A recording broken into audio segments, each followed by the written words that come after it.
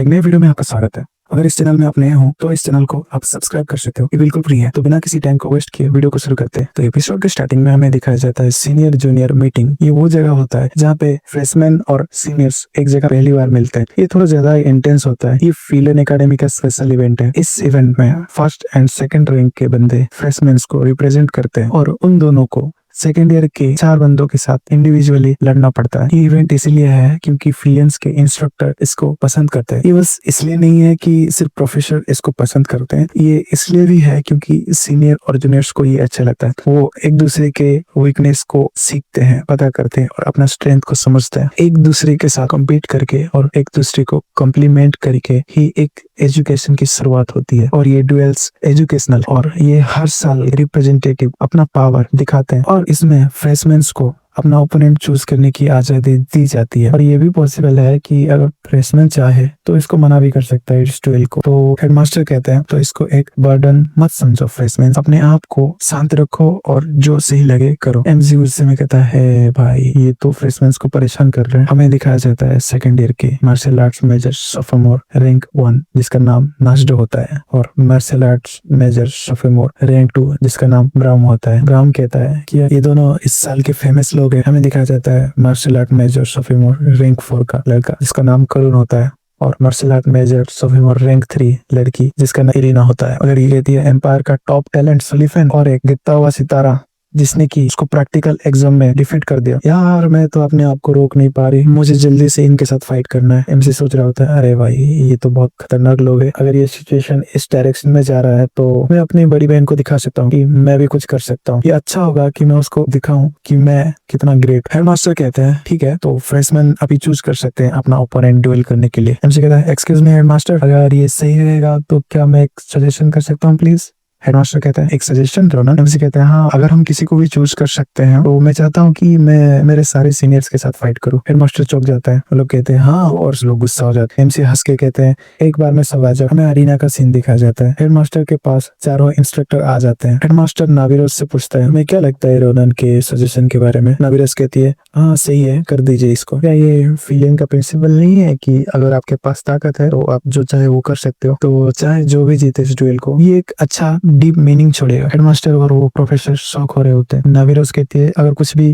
गलत होगा तो मैं बीच में इंटरफेयर करूंगी। हेडमास्टर कहता है ठीक है मैं समझ गया। तो शुरू करते हैं। हमें दिखाया जाता है चारों सीनियर्स को जो कि एकदम गुस्से में होते हैं। क्या वो लड़का हमें नीचा देख रहा है। लड़की कहती है क्या वो सेकंड आया है तो वो जो चाहे वो कर सकता है, हम इस मौके का फायदा उठाना चाहिए। कोई कहता है सभी लोग शांत हो जाओ, वो लड़का एरोगेंट है लेकिन सुलिफेन बहुत ज्यादा स्किल्ड है, हम उस तरह का ओपोनेंट को नीची नजर से नहीं देख सकते, तो हम शुरुआत से ही अपना सब कुछ देते हैं। वो सब कहते हैं ठीक है हम समझ गए। एमसी की दीदी कहती है ओ माय गॉड ये एटमॉस्फेयर तो बहुत ज्यादा डरावना है, रोनन संभल के रहो। एमसी की दीदी चिल्ला के कहती है अगर ये डेंजरस लगे तो तुम तभी छोड़ देना ओके। एमसी पीछे देखता है कहता है ठीक है दीदी। हेडमास्टर कहता है तो अभी शुरू करते पहला मैच को जो सीनियर और जूनियर्स के बीच में होगा। तो सभी अपने तलवार पकड़ के रेडी हो रहे होते हैं। तो हम अभी शुरू करते तभी फट से लड़का तलवार पकड़ के एमसी की तरफ अटैक करने के लिए दौड़ के आता है। वो एमसी पे तलवार का अटैक कर देता है। एमसी उसे डॉज करता है और सोच रहा होता है कि बहुत ज्यादा शार्प है, ये तो मारिया से भी ज्यादा हायर लेवल पे, तो क्या ये चारों बहुत ज्यादा स्ट्रॉन्ग है। और हमें फाइट दिखा जाता है। एमसी पे वो सीनियर्स अटैक कर रहे होते हैं। एमसी उन्हें रोक रहा होता है और डॉज कर रहा होता है। दोनों सीनियर्स एक साथ एमसी पे हमला करने के लिए बढ़ते हैं। एमसी उन्हें देख रहा होता है और एमसी उनके स्पीयर को अपने तलवार से रोक देता है। और मन में सोच रहा हूँ उनकी टीम वर्क तो बहुत अच्छा है। एमसी पीछे खिसकता है। एमसी पीछे देखता है वो एक सीनियर वो बंदा अपना तलवार लेके एमसी को मारने के लिए तैयार होता है और वो कहता है रोनन तुम ये क्यों कर रहे हो, मैं चाहता था मैं तुम्हारे साथ एक अच्छा युद्ध करूं। वो लड़का एमसी पे अटैक कर देता है। एमसी उसकी तलवार को देख रहा होता है और सोच रहा होता है एक बढ़िया स्ट्रॉन्ग फिनिश दे रहा है। उसके बाद उसके पीछे पीछे बाकी लोग अटैक कर रहे हैं। ये लोग तो बहुत हाई लेवल पे है। चारों तरफ से एमसी को वो लोग अटैक करने के लिए आगे बढ़ रहे होते हैं। वो लोग एमसी पे अटैक कर देता है। एमसी एक सेकंड में उस जगह से हट जाता है। लड़की सोच रही होती है क्या इतना खतरनाक स्पीड। एमसी उन लोगों पे अटैक कर देता है और कहता है फीलिंग तो बहुत ज्यादा अमेजिंग है। हमें दिखाया जाता है एमसी का स्वाद टूट गया। एमसी खड़े हुए होता है, पीछे देखता है उसमें से वो हट्टा कट्टा बंदा कहता है वाह तो बहुत ज्यादा टफ से कहता है मुझे लगा मैंने तुम्हारा फाइटिंग स्पिरिट को तोड़ दिया। अभी वो फिर से शुरू करते हैं। एमसी अपना पोज ले लेता है और लड़का सोचता है नो वे ये पोज तो इंस्ट्रक्टर नाविरोस की तरह है। एमसी देखता है और एमसी फट से दौड़ के उस पर अटैक करता है और आगे बढ़ जाता है। हमें कुछ टूटता हुआ चीज दिखाया जाता है जो कि होता है उस हट्टे कट्टे बंदे का तलवार एकदम टूट जाता है। एमसी कहता है मैंने बहुत कुछ सीख लिया, सीनियर्स उस हट्टे कट्टे बंदे का तलवार टूट जाता है। अरीना में सारे लोग एकदम चिल्लाने लगते हैं, सब लोग चौंक जाते हैं। एमसी की दीदी शौक होके खड़ी हो जाती है, सब लोग एकदम शौक हो जाते हैं, सब लोग चिल्लाने लगते हैं ये आदमी कौन है, ये फैसमैन कौन है, इतना इनक्रेडिबल है वो। हमें लग रहा था कि वो हार जाएगा, लेकिन मैच खत्म होते होते उसने एक झटके में मैच को खत्म कर दिया। क्या वो लड़का सच में फर्स्ट ईयर का है? वो लोग सोच रहे होते। वेल, हमें दिखा जाता है उन 4 सीनियर्स का तलवार टूट चुका होता है। उसमें से येलो वाला कहता है, मैं तुम्हारा कोई मैच नहीं हूँ, तो मेरे पास कंप्लेन करने के लिए कुछ नहीं है। ये लड़का इतना मॉन्स्टर है, ये कहाँ से आ गया? एमसी की दीदी एकदम एक्साइटेड हो जाती है, उसके आंखों से आंसू निकल रहा होता है। वो एक्साइटमेंट पास वाले बंदे का कॉलर पकड़ लेती है, कहती है, क्या तुमने देखा, वो मेरा छोटा भाई है। एमसी सोच रहा होता है, इसके बाद तो मुझे नहीं लगता कि बड़ी दीदी को कुछ चिंता करना चाहिए मेरे बारे में। तो अभी एमसी कहता है, गुड एफर्ट्स सीनियर, आपने अच्छा किया, मैंने आपसे बहुत कुछ सीखा, थैंक यू। मैं विलन में भर्ती होने पे बहुत ज्यादा खुश हो गया था और खुशी खुशी में मैंने ये सब कर दिया, लेकिन आपका स्ट्रेंथ तो बहुत ज्यादा है जितना मैंने सोचा था सीनियर। मैं सच में आपका धन्यवाद करता हूँ मेरे जैसे इमेच्योर जूनियर का चैलेंज एक्सेप्ट करने के लिए। मारिया सोच रही होती है उसके साथ क्या गलत है। आसले सोच रहा होता है, क्या उसने कुछ गलत सलत चीज खा लिया क्या? एमसी कहता है, तो प्लीज आप आज जो हुआ उसको भूल जाइए और आगे फ्यूचर में मैं आपसे बहुत कुछ सीखना चाहता हूँ, तो शुक्रिया, ऐसे बोल के एमसी बाउ डाउन करता है उनके सामने। वो लोग हैरान हो रहे होते हैं। उसमें हट्टा कट्टा बंदा कहता है, मैं सोच रहा था तुम एक बुरे इंसान हो, लेकिन तुम तो बहुत ज्यादा स्ट्रांग हो और अच्छे स्वभाव के जूनियर। और वो उनको हक कर लेता है और कहता है, लेकिन तुम्हें ज्यादा हम्बल होने की कोई जरूरत नहीं है, तुमने फेयर एंड स्क्वायर में अपना स्किल दिखाते हुए इसको जीता है, तो तुम जैसे बनना चाहो तुम बन सकते हो, क्योंकि यही फील है। तुम्हारा स्किल तो बहुत ज्यादा अमेजिंग है रोनन। एमसी कहता है, आप तो बहुत अच्छी बात करते हैं, आपकी जितना स्किल अच्छा है, आपकी बातें करने की तरीका भी बहुत अच्छा है। एमसी सोच रहा होता है, मैंने इतना अच्छा बात किया लोगों से, तो ये देख के मेरी बहन को कोई टेंशन नहीं होना चाहिए मेरे बारे में, वो कुछ टेंशन ना ले। हमें दिखा जाता है एमसी की बहन एकदम खुश हो जाती है बहुत ज्यादा और उसकी आंखों से आंसू पोंछ रही होती है और कहती है, रोनन तुम कितने बड़े हो गए। हमें उसके बाजू में दिखाया जाता है उसके बाजू वाले बंदे को, जिसका शर्ट एकदम फटा हुआ होता है, वो अपने चेस्ट को अपने दोनों हाथों से ढक रहा होता है, जिसका शर्ट एमसी की बड़ी दीदी ने फाड़ दिया होता है। हट्टा कट्टा बंदा एमसी का हाथ पकड़ के विनर को अनाउंस करता है। हमें कोई दिखाया जाता है, बोलते हैं, तुम तो बहुत इंटरेस्टिंग पर्सन हो रोनन। हमें दिखाया जाता है रात का सीन फिलियन एकेडमी का। रात में डिनर की टाइम अच्छा खाना बना हुआ होता है, सब लोग अच्छे से बात करके खा रहे होते हैं। लोग कह रहे होते हैं, उन्होंने कहा कि ये एंट्रेंस सेरेमनी का बैंक्वेट है, तो मैं सोच रहा था कि ये क्या है, तो ये होता है एंट्रेंस सेरेमनी का बैंक्वेट। कहा जाता है कि ये इंस्टीट्यूट इंपीरियल कैपिटल का सबसे ज्यादा प्रेस्टिजियस है, तो तुम्हें तो इतना एक्सपेक्ट करना चाहिए ना रोनन। एमसी कहता है, हाँ ये सच है, ये तो सरप्राइजिंग भी नहीं लगता मुझे। आसले पूछता है, क्या तुमने अपनी बड़ी दीदी इरिल को भेज दिया रोनन? रोनन कहते हैं, हाँ मैंने ये भेज दिया। हमें दिखाया जाता है मारिया कोड़े की तरह खा रही होती है। एमसी सोच रहा होता है, वो हमेशा चिंता करते हैं मेरे बारे में, इसलिए थोड़ा टाइम लगा उनको शांत करने में। एमसी की बड़ी दीदी कह रही होती है, अच्छे से खाना और मेरे को खत लिखना मत भूलना और अपने दोस्तों के साथ झगड़ा मत करना। और मैंने सीता को भी उसके साथ भेज दिया, जस्ट इन केस कुछ भी गलत ना हो और मैं ज्यादा कुछ टेंशन ना लो, वो अच्छे से पहुंच जाए, क्योंकि ये ड्रैगन है ना। आसले कहता है, अगर बात तुम्हारे बहन पे आए तो तुम बिल्कुल भी चीजों को लाइटली नहीं लेते है ना रोनन।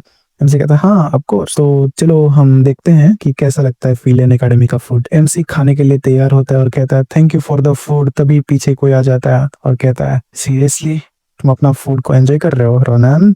एमसी पीछे देखता है, वो होता है स्वार्ट्स एंड सुलीफेन। एमसी गुस्सा हो जाता है और अपना प्लेट तोड़ देता है। क्या रे कमीने, क्या तुम्हें कोई प्रॉब्लम है? हाँ तुम यहाँ पे क्यों आए हो? कि फिर से तुम्हें लड़ाई करना है क्या? सुलीफेन कहता है, नहीं मैं लड़ने के लिए नहीं आया, मैं बस इसलिए आया ताकि मैं कुछ इंपॉर्टेंट चीज कर सकूं। मुझे कहता है, इंपॉर्टेंट चीज? सुलीफेन कहता है, हाँ। तो वो पूछता है, लेडी इरिल कहाँ से है, कहाँ पे रहती हो, क्या ये कैपिटल से बहुत ज्यादा दूर है? एमसी कहता है, क्या? वो कहता है, वहां तक जाने का रोड किस दिशा से है, क्या उस जगह में प्रॉपर सिक्योरिटी है, क्या वहाँ पे चोरी डकैती तो नहीं होती ना? एमसी कहता है, आई मीन वेट। सुलीफेन कहता है, क्या तुमने अच्छे से उनका एस्कॉर्ट को अरेंज किया है? सही है ना? मेरे को भरोसा है कि तुम एटलीस्ट मशीनरी को तो हायर किए होगे उनको छोड़ने के लिए। अगर तुमने ऐसा नहीं किया है तो तुम तो प्रिजनर से भी ज्यादा गए गुजरे हो रोनन। मुझे कहता है, हाँ मैंने किया है बास्टर्ड, मैंने किया है। मैंने सबसे अच्छा चीज, एक रिलायबल चीज को उनके साथ भेजा है। जब तक कि कोई विवरण ना आ जाए तब तक हर चीज सही है, तो तुम्हें चिंता करने की कोई जरूरत नहीं है। सुलीपेन कहता है, तुमने क्या कहा? तो क्या विवरण आ जाएगा तो क्या उसको अटैक करेंगे क्या? ये तो बहुत ज्यादा बुरी बात है।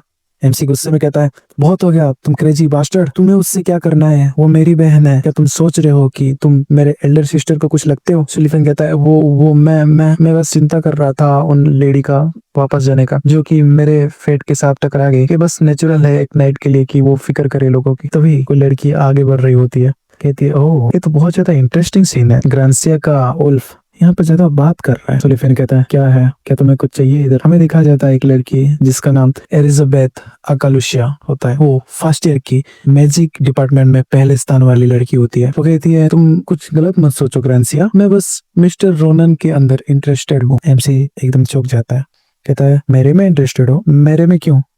सुलिफन कहता है आई गेस फिर से कुछ पूरा होने वाला। सुलिफन कहता है मैं मेरा काम खत्म कर लिया इधर, तो तुम्हें जो करना है कर सकते हो। वो एमसी के पीछे देखता है और वो पीछे मुड़ता है और एमसी को कहता है लगता है मुझे अपने फैमिली की कुछ गार्डियंस को उनके पीछे भेजना चाहिए। एमसी कहता है तुम कमीने दफा हो जाओ यहाँ से। आसले रोनन को पीछे से खींचते कहती है रोनन क्या ये पहले वाला इंसान है? एमसी कहता है तुम्हें एक्सप्लेन करने की जरूरत नहीं है आसले, वो डोमिनेटिंग है। हमें दिखाया जाता है उस लड़की का खतरनाक रूप, उसके फाइट के सीन का दिखाया जाता है। जब उसका ओपोनेंट घुटने पे होता है तो वो एक जोरदार हमला करती है। एमसी कहता है कि वैसा फील हुआ कि कुछ ज्यादा ही हो गया। एलिजाबेथ कहती है कि तुम्हें नहीं लगता कि एक लेसन सिखाना सही था? तुम समझते हो ना मैं क्या कह रही हूँ मिस्टर रोनन? एमसी कहता है मुझे नहीं पता तुम क्या कह रही हो, लेकिन तुम क्यों आई हो इधर? लड़की कहती है तुम्हारा टैलेंट मैंने देखा, ये बहुत ज्यादा इम्प्रेसिव है, तो मैं एक ऑफर देने आई हूँ। एमसी कहता है एक ऑफर? हाँ, एक ऐसा चीज जो कि लोग सपने में भी नहीं सोच सकते, एक बहुत ज्यादा स्पेशल ऑफर। वो अपने पॉकेट से कुछ लॉकेट जैसा निकालती है और एमसी को दिखाती है।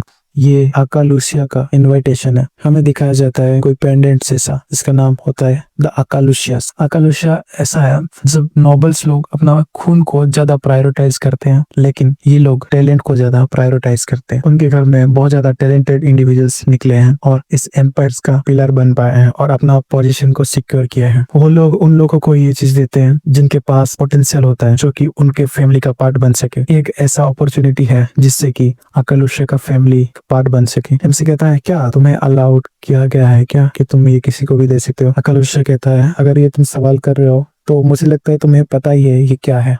एमसी कहता है वेल मैंने बस सुना था गुजरते हुए लोगों से। हमें पास्ट का सीन दिखाया जाता है टेंट में, जहाँ पे एमसी और ग्रैंड कमांडर आडिसन बैठी होती है। आडिसन एमसी को दिखाते हैं तो ये एक इनविटेशन है। एमसी देखता है, कहता है क्या अगर मेरे पास ये होगा तो मेरे जैसा नौकर भी क्या उनके ग्रेट फैमिली का पार्ट बन सकता है, आप जैसा ग्रैंड कमांडर? ग्रैंड कमांडर कहती है हाँ। हमें ग्रैंड कमांडर का पूरा नाम बताया जाता है जो होती है ग्रैंड कमांडर आदिशन अकालुशिया। वो कहती है ऑफ कोर्स तुमको टेस्ट पास करना होगा पेट्रियाच का, इसको वही पास कर सकता है जो कि बहुत ज्यादा टैलेंटेड होता है और जो कैपेबल होता है। तो अपने माइंड में इसको याद रखना कॉर्पोरल रोनन। लगता है एक बार अगर ये युद्ध खत्म हो जाएगा उसके बाद शायद तुम्हें ये रिसीव हो सकता है ये इनविटेशन, क्योंकि मैं सोचती हूँ कि तुम बहुत ज्यादा टैलेंटेड हो। एमसी उसे देख रहा होता है। लड़की कहती है मैं उम्मीद करती हूँ कि तुम अच्छा चॉइस करो। और वो कहती है अगर तुम बीस्ट के बीच में भी पैदा हुए हो, लेकिन अगर तुम भेड़ों के बीच में ज्यादा समय बिताते हो तो तुम भी उन जैसा बन जाओगे। और वो अपना टीम को लेके जाने लगती है। असली कहते हैं हाँ वो चलेगी। एमसी कहता है जीनियस लोग जो करना चाहे वो कर सकते हैं। हाँ सोचता है वेल ये बढ़िया है, मेरे पास एक मेथड है जिससे कि मैं कांटेक्ट कर सकता हूँ अकालुशियस को, ये मेरे को मददगार होगा। हमें बताया जाता है फिलेन एकेडमी के बारे में। फिलेन एकेडमी एक ऐसा एजुकेशनल इंस्टीट्यूट है जो कि स्टूडेंट की एबिलिटी को प्रायोरिटाइज करती है सबसे ज्यादा। तुम्हारा जितना ज्यादा हाई ग्रेड होगा तुम्हारा एनवायरनमेंट उतना ज्यादा ग्रेट होगा। इसका एक एग्जांपल दिया जाए तो डॉर्मेटरी सिस्टम। इंटरमीडिएट रैंक लोगों को नेतिया हॉल में असाइन किया जाता है। हर इंसान को एक क्लीन रूम मिलता है। यहाँ पे एक हाई ग्रेड का कैफेटेरिया है और बहुत कुछ है। ये बहुत बढ़िया डॉर्मेटरी है, यहाँ पे तुम्हें हर चीज मिल जाएगा। और दूसरी तरफ देखा जाए तो वो स्टूडेंट जो कि 30% से नीचे है उनको क्राटीर हॉल में दिया जाता है। वहाँ पे सारे स्टूडेंट भड़क जाते हैं पहले दिन ही, कहते हैं ये क्या पागलपन है, क्या हम ऐसे पुराने और भंगार घर में रहेंगे? हम लोग नोबल्स हैं, हमें एटलीस्ट एक सर्वेंट चाहिए। क्राटीर हॉल की तरफ से जो बंदा आया होता है वो कहता है आई एम सॉरी यहाँ पे कोई एम्प्लॉइज नहीं है और एक रूम में 4 बंदे रहना पड़ेगा और कैफेटेरिया शावर और बाथरूम सारे लोगों को शेयर करना पड़ेगा। वो बंदे कह रहे थे क्या क्या बकवास है? वो बंदा कहता है ये रूल्स एकेडमी के हैं तो मेरे पे भड़को मत, जाओ अच्छे से पढ़ाई करो या मास्टर्स, वरना तुम नेक्स्ट सेमेस्टर में भी यही रहोगे। और आखिरी बात, जो टॉप 10% में आते हैं जैसे कि रोनन, उन लोगों को नंबर डोजर हॉल में रखा जाता है। आप एक बात देख के इम्प्रेस हो सकते हो। मुझे कहता है ये वाह इतना अच्छा रूम, क्या लग्जरियस रूम है, क्या ये स्टूडेंट्स को दिया जा रहा है? वाह कितना लग्जरियस है। हमें दिखाया जाता है टेबल पे कुछ फॉर्म्स पड़े होते हैं। एमसी कहता है तो ये है क्लास रजिस्ट्रेशन फॉर्म जो उन्होंने पहले बताया था कि मुझे यहाँ पे लिखना पड़ेगा कि मैं कौन कौन सा क्लास अटेंड करना चाहता हूँ। मुझे टाइम टेबल देखना पड़ेगा। ये जरूरी है कि पहले साल में ही मैं एडजस्ट करना सीख जाऊँ। मैंने सुना था कि बहुत सारा सब्जेक्ट चूज ना करना ही सही है, लेकिन ये सब क्लास तो बहुत इंटरेस्टिंग लग रहा है। हमें बताया जाता है कि ये एक कॉमन मिसअंडरस्टैंडिंग है जो कि फर्स्ट ईयर हमेशा करते हैं, जिनको ये एक्सपीरियंस नरक दिखा देता है। एमसी कहता है तो ग्रेट, ये बढ़िया है। मैं भी ये बहुत ज्यादा हो गया, लेकिन मैं फिलिन में हूँ तो जो जो क्लास मुझे पसंद आएंगी मैं वो सब लूंगा। ये खत्म हो गया रोनन, तुम्हें अब इस क्लास को लेने की कोई जरूरत नहीं है। एम्पायर का स्वॉर्डमैनशिप बेसिक मेन इंस्ट्रक्टर जिनका नाम होता है आबार, सॉरी क्या मतलब आप, लेकिन हमने तो अभी शुरू किया है। वो इंस्ट्रक्टर कहता है बड़ी यही मैं तुम्हें कहना चाहता हूँ, हमने अभी जो शुरू किया है और तुम इतना परफेक्टली सब चीज कर रहे हो। एम्पायर का स्वॉर्डमैनशिप टेक्निक सारा बहुत अच्छे से कर रहे हो। मुझे कहता है लेकिन फिर भी, तो आदमी कहता है ये एकेडमी का रूल है कि एक बार स्टूडेंट बेसिक चीजें सीख जाए तो उनको उनके हाल पे छोड़ दिया जाता है। अगर हम तुम्हें यहाँ रहने दिया जाए तो ये बाकी स्टूडेंट्स को डिमोटिवेट करेगा। तो इसका मतलब ये नहीं कि तुम आलसी बन जाओ और प्रैक्टिस करो। एनसी डिप्रेस होके तालाब के किनारे बैठा हुआ होता है। एमसी सोच रहा होता है ये क्या हो रहा है। स्वॉर्डमैनशिप बस नहीं, मैंने तीरंदाजी भी ट्राई किया, मॉन्स्टर हंटिंग भी ट्राई किया, उन सारे लोगों ने मुझे क्लास से भगा दिया। मैंने ये नहीं सोचा था, बिल्कुल भी नहीं। तभी पीछे से कोई आता है और कहता है मैंने सोचा तुम कुछ फेमिलियर लग रहे हो, क्या तुम्हें अभी क्लास में नहीं होना चाहिए। एमसी पीछे मुड़ता कहता है हाँ। इंस्ट्रक्टर नाविरोस कहती है हाँ मैं समझ गई, तुमने सारा क्लास कंप्लीट कर लिया। एमसी कहता है हाँ, क्या है यही है क्या क्या ऐसे ही होने वाले क्लास, मैंने सोचा था विलेन इससे भी बहुत ज्यादा अच्छा होगा। नाविरोस कहती है मुझे पता है, लेकिन ये बस फर्स्ट ईयर के क्लासेस है, लेकिन तुम पहले ही दिन ये सब कंप्लीट कर दिया। मैंने जैसा सोचा था वही हुआ, मैंने एक बार तुम्हें देखे समझ लिया, क्योंकि तुमने बस एक बार देख के मेरा टेक्निक कॉपी कर लिया, तो मुझे कुछ सिखाना चाहिए तुम्हें। अपना तलवार दो। एमसी कहता है तलवार, ये लो तलवार, आप क्या करना चाहते हो। नाविरोस कहती है मैं तुम्हें सिखाऊंगी एक वेरी इंपॉर्टेंट लेसन। एमसी कहता है आप मेरा शॉट क्यों ले रहे हो। तभी नाविरोस एमसी के पीछे अटैक कर दी थी। हमें दिखाया जाता है तालाब के पानी एकदम हवा में उछल रहे होते हैं।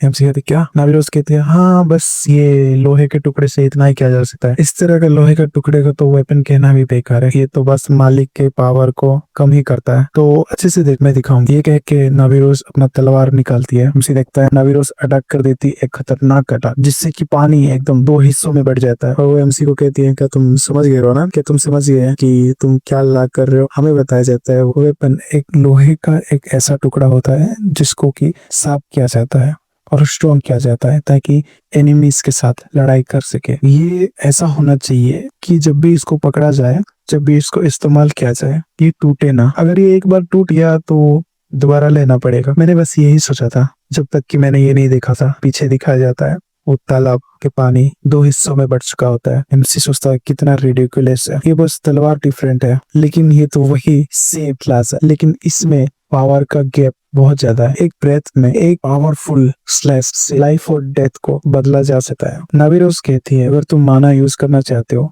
तो अपने लिए एक अच्छा वेपन ढूंढना बहुत नेसेसरी है। तुम मेरी बात नहीं समझ पाओगे क्योंकि तुम्हें अभी तक माना यूज करना नहीं आता। एमसी कहता है आपको पता है इस बारे में। नाविरोस कहते हैं हाँ, लेकिन ये अच्छा है कि तुम माना के बिना भी इतना स्किल्ड हो, अपना इतना स्किल को शो कर पाते हो, लेकिन तुम्हें एक दिन माना यूज करना सीखना पड़ेगा। कम से कम तुम इसको अच्छे से कंट्रोल तो करना पड़ेगा, और अगर तुम इसको कंट्रोल करना चाहते हो तो तुम्हें एक खुद का वेपन की जरूरत है। तुम ज्यादा डीप सोच में डूबे हुए लग रहा है, मेरे क्लास अटेंड करो रोनन। एमसी एकदम शौक हुआ होता है। वो कहता है क्या मैं आपके क्लास आ सकता हूँ। नाविरोस कहती है यस, बस कुछ ही सेकंड ईयर्स और उनके हायर ईयर्स के बच्चों को ही ये अलाउड है, लेकिन मैं तुम्हारे लिए ये एक्सेप्शन करती हूँ, तुम आ सकते हो, लेकिन एक अच्छे वेपन लेके आना। ये लोहे का कचरा नहीं, यही रिक्वायरमेंट है इस क्लास को अटेंड करने के लिए। हमें दिखाया जाता है एम्पायर के सिटीज को, कोई बोर्ड लगा होता है हैमर हैमर हैमर करके, कोई कह रहा होता है कि तो ये हुआ था इंस्ट्रक्टर नाविरोस के साथ, तो इसलिए तुम पहले दिन ही अपना वेपन तोड़ दिए। हमें दिखाया जाता है एमसी,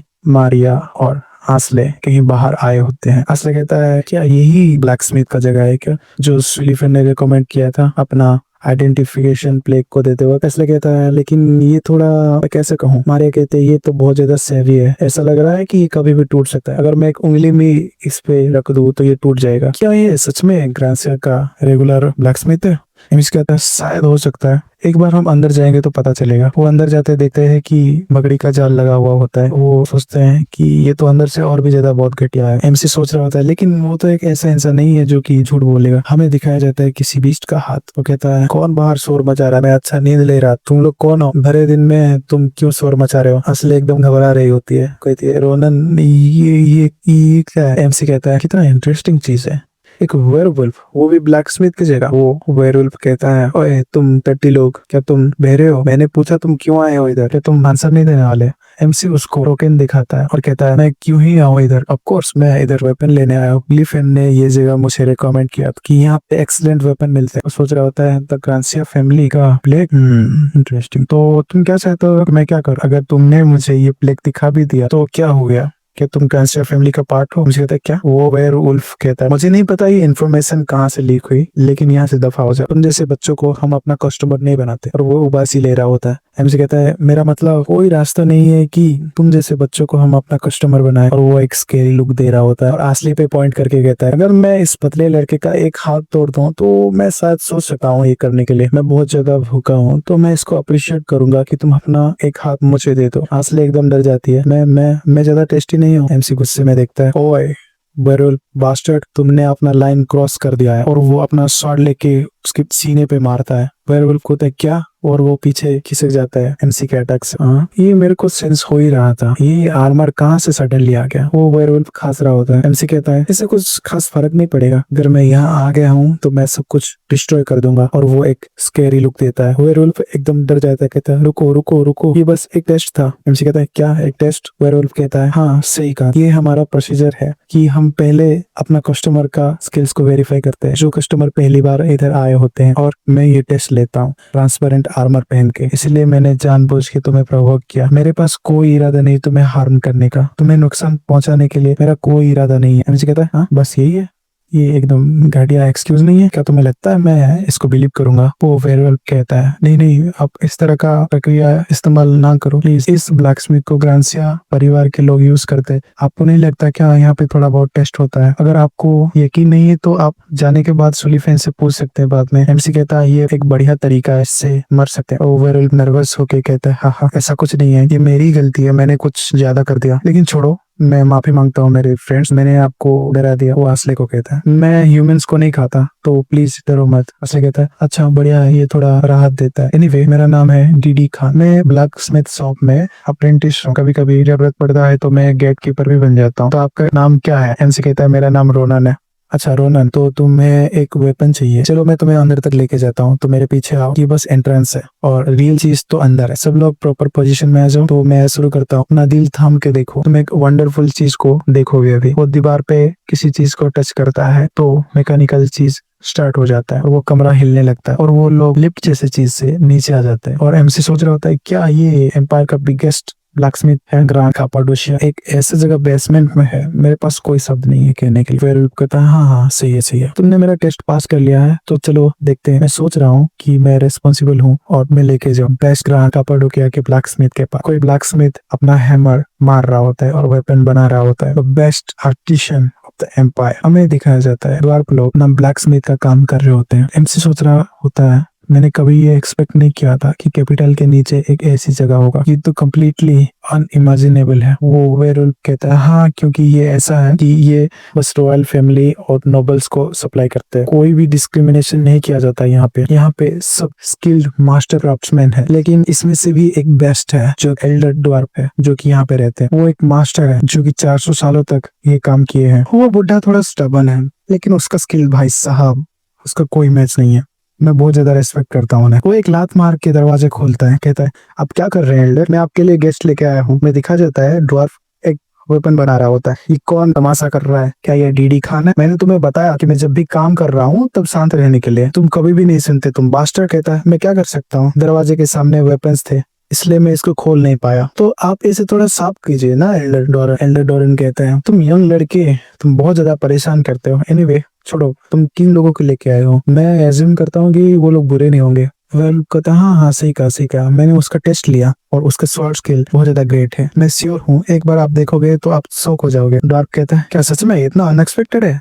उसको देख के तो लग रहा है कि वो एक बच्चा है। ए बच्चे, एक बार अपना स्वॉर्डमैन स्किल दिखाओ मुझे, मैं बस देख के बता सकता हूँ बहुत सारी चीजें। एमसी कहता है क्या, ठीक है मैं दिखाता हूँ। एमसी अपना तलवार निकालता है, वो डॉग देखता है, अच्छा ये तो बहुत ज्यादा रविश है, और वो अपना हैमर मारता है उस तलवार पे और तलवार का 2 टुकड़े हो जाता है और कहता है क्या तुम इस कचरे को लेके घूम रहे थे क्या इतने टाइम से। वो लोग एकदम देख के शॉक हो जाते हैं। एमसी गुस्सा हो जाता है, ए ओल्ड मैन तुम क्या कर रहे हो। वो डॉग कहता है उस तरफ देखो, उसमें से एक उठाओ और एक स्विंग करो, क्योंकि इस कचरे से मैं तुम्हारा स्किल को सेंस नहीं कर पाऊंगा, और मैं तुम जो स्वॉर्ड चूज करोगे मैं वो तुम्हें फ्री में दे दूंगा, तो टेंशन मत लो, क्योंकि तुम जो भी स्वॉर्ड चूज करोगे ना तुम्हारे इस कचरे से 100 गुना अच्छा होगा। एमसी कहता है क्या सच में, थोड़ा नर्वस होके कहता है ठीक है आप कहते हो तो मैं एक उठाता हूं। एमसी सोच रहा होता है इस जगह का वाइब तो एक डिफरेंट लेवल पे है, लेकिन क्या ये सच में डिफरेंट है। एमसी कहता है क्या मैं सच में करूँ इसे, अगर मैं कुछ तोड़ दिया तो ये मेरी गलती नहीं होगी। डॉट कहता है हाँ ठीक है चलेगा, उसे कोई परवाह नहीं है, सो अच्छे से करना और अपना बेस्ट देना, अपना जितना भी हो सके ना अपना पावर लगा के स्विंग करना। तो एमसी स्वॉर्ड इंस्ट्रक्टर नाबिरुस पहले दिखाई गई टेक्निक को सोच रहा होता है और उनको परफॉर्म करने का सोच रहा होता है, तो वो परफॉर्म करने के लिए उनकी पॉज में आ जाता है।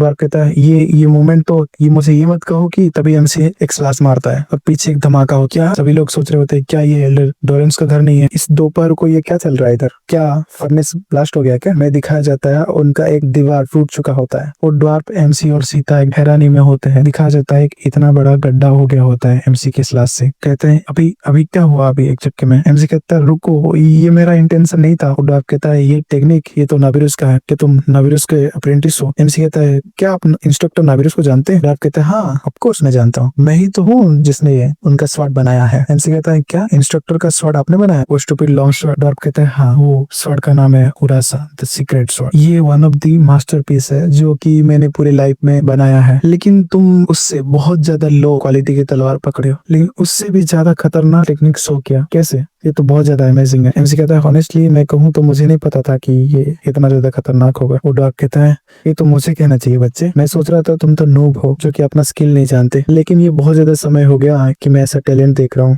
इसको देख के मेरे को बहुत अच्छा लग रहा है कि मैं जिंदा हूँ। वो अपने एमसी के पीठ पे मार देता है एक्साइटमेंट में और कहता है कि ये थोड़ा प्रॉब्लम भी हो सकता है अगर तुम ज्यादा टैलेंटेड हो तो, क्योंकि जिस तरह का तलवार तुम्हें सूट करेगा उस तरह का तलवार बनाना थोड़ा सा मुश्किल होगा, क्योंकि तुम देख सकते हो मेरा तलवार तुम्हारा स्विंग को हैंडल करने में कैपेबल नहीं है, इसको थोड़ा डिफिकल्टी हो रहा है। हमें दिखा जाता है तलवार जो कि थोड़ा सा क्रैक हो गया होता है। एमसी कहता है तो मैं क्या करूं। वो डॉग कहता है नॉर्मल मटेरियल तुम्हारे पावर के सामने काम नहीं करेंगे, मुझे हाईएस्ट ग्रेड का स्टील को पिघला के एक स्पेशल मटेरियल बनाना पड़ेगा, लगता है मुझे किसी वेब्रेन का किसी हिस्से को इस्तेमाल करना पड़ेगा, मैं सोच रहा हूँ ये थोड़ा अच्छा होगा। तो एमसी कहता है वेब्रेन के किसी प्रोडक्ट को, तो आप इसके बारे में क्या सोचते हैं। मैं श्योर नहीं हूँ लेकिन मैं इसको अपने साथ लेके आया हूँ। वो ड्वार्फ उसको देखता हूँ ये एक अंडे का टुकड़ा है, और वो उस अंडे के टुकड़े पे अपना हैमर मारता है और कहता है मैं ये बिलीव नहीं कर सकता, मेरा मिथ्रिल का बना हुआ हैमर ये तुच्छ अंडे के छिलके को तोड़ नहीं पाया, यहाँ पे तो एक डेंट भी नहीं आया, क्या ऐसा मटेरियल भी एग्जिस्ट करता है। और वो एकदम एक्साइटेड हो जाते हैं और कहते हैं क्या मैं इतना वैल्यूएबल चीज को यूज कर सकता हूँ, क्या ये सच में मैं यूज कर सकता हूँ। उनसे कहता है श्योर ये मेरे लिए यूजलेस है तो आप इसे यूज कर सकते हैं। वो ड्वार्फ एक्साइटेड हो जाते हैं और कहता है ये मेरे लिए बहुत होगा तुम्हारे लिए एक स्वॉर्ड बनाने के लिए, ऑफ कोर्स मैं तुमको बना के दूंगा, 2 हफ्ते में लौटो मैं तुम्हें बना के दे दूंगा एम्पायर का बेस्ट स्वॉर्ड। एमसी कहता है ठीक है मैं उम्मीद कर रहा हूँ अच्छा स्वॉर्ड बनेगा। तभी हमें पीछे दिखाया जाता है मारिया पीछे पड़े तलवारों में से एक तलवार को छू रही होती है, देख रही होती है। असली कहती है प्लीज इसको ऐसे केयरलेसली मत छो। तभी एमसी उन दोनों को कहता है हे तुम दोनों उधर, तुम लोग इधर आ ही गए हो तो बाकी मास्टर्स को मिल लो जाके। क्या हम दोनों। वो डॉग कहता है हाँ मैं ऐसे ही अपने फ्रेंड्स को खाली हाथ तो नहीं भेज सकता ना, उनको कहना कि मैंने भेजा है तुम्हें उनके पास, तो वो सब संभाल लेंगे, मैं संभाल लेता तुम्हारा काम, लेकिन अभी मैं इसको बनाने में लगा हूँ तो मैं कुछ देख नहीं सकता इसके अलावा। वो अपने हैमर को उस एक्सेल में मारते हैं और कहते हैं वाह कितना ग्रेट साउंड है। एनसी और वो दोनों सोच रहे होते हैं क्या ये बुढ़ा पागल हो गया। हमें दिखाया जाता है किसी जगह का सीन जहाँ पे मसाले जले हुए हो, कोई गुस्सा होकर कहता है क्या ये जो ऊपर है क्या इतने शोर मचा रहे हैं, ये ऊपर जो है वो बहुत जगह शोर मचा रहा है, कितना परेशान की बात है, मेरे को इतना गुस्सा आ रहा है कि मैं उन सबको जला दूं आग लगा के। उसके सामने वाला बंदा कहता है प्लीज रुक जाओ, ये टाइम नहीं है खुद को रिवील करने के लिए, ज्यादा समय नहीं लगेगा, थोड़ा सा रुक जाओ। उन इग्नोरेंट ब्लैकस्मिथ के साथ साथ पूरा एम्पायर लाइट की वजह से सारा चीज को गाड़ दिया जाएगा, वो दिन नजदीक है। हमें दिखाया जाता है वो जगह जहाँ पे कि कोई स्टोन के स्टेच्यू रखे हुए होते हैं और स्टोन्स वगैरह रखे हुए होते हैं। हमें कोई डरावना सी आंख दिखाया जाता है, 2 लोग उधर खड़े होते हैं, लगता है कोई ये मिस्टीरियस ऑर्गेनाइजेशन है।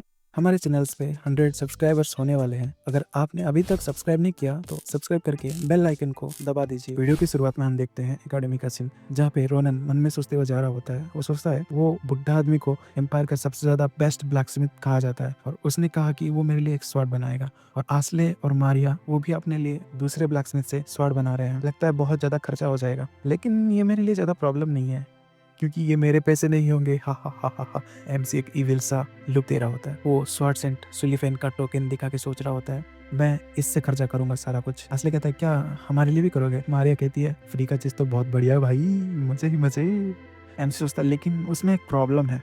उस बुढ़े आदमी ने कहा कि इसको कंप्लीट होने में 1 महीना लग जाएगा, तो तब तक मैं अपने टाइम का क्या करूं यार, मेरे को बहुत ज्यादा बोरिंग लग रहा है। आस्ले और मारिया तो अभी क्लास में होंगे। सोचा जाए तो ये जगह ट्रेनिंग सेंटर है ना, जो कि अपर क्लास में यूज करते हैं। ये तो गैलीलियन हॉल है ना, ये वही जगह है जहाँ पे इंस्ट्रक्टर नाविरोस अपना क्लास लेती है। मैं यहाँ पे जा नहीं सकता क्योंकि उन्होंने बोला था कि मेरे को एक असली तलवार लेके आने के लिए, लेकिन अभी मेरे लिए टेम्पररी कुछ है यूज करने के लिए, तो क्या मैं वहाँ पे जाऊँ? तभी साइड से इंस्ट्रक्टर नाविरोस आ जाती है। एमसी घबराते हुए उनको दिखता है इंस्ट्रक्टर। इंस्ट्रक्टर एमसी एक कान पकड़ लेती है। एमसी कहता है छोड़ो इंस्ट्रक्टर। इंस्ट्रक्टर कहती है बहुत समय हुआ देखा नहीं रोनन, मैंने तुम्हें कहा था कि तुम मेरे क्लास आ जाओ अपना वेपन लेके। क्या तुम इधर तक आए, क्लास तक क्यों नहीं आए? क्या तुम क्लास को स्किप कर रहे हो क्या? नहीं, मैं क्लास को बिल्कुल भी स्किप नहीं कर रहा, मेरे बस अपने रीजन से जिसके लिए मैं नहीं आया। इंस्ट्रक्टर कहते हैं भूल जाओ उसे, चलो मेरे साथ चलो, मैं चलते चलते रास्ते में तुम्हारा एक्सक्यूज सुनूंगी। एमसी कहता है ठीक है चलो प्लीज, लेकिन मेरे को छोड़ दो, ये बहुत ज्यादा दुख रहा है। तभी कोई लड़की दिखा जाता है। वो कहते क्या ये बाहर आवाज क्या हो रहा है? बाकी लोग देख रहे होते हैं। तभी वो लड़की किसी लड़के के साथ टकरा जाता है। लड़का कहता है रास्ता रोक के खड़े मत हो, साइड जाओ, साइड हट जाओ यहाँ से।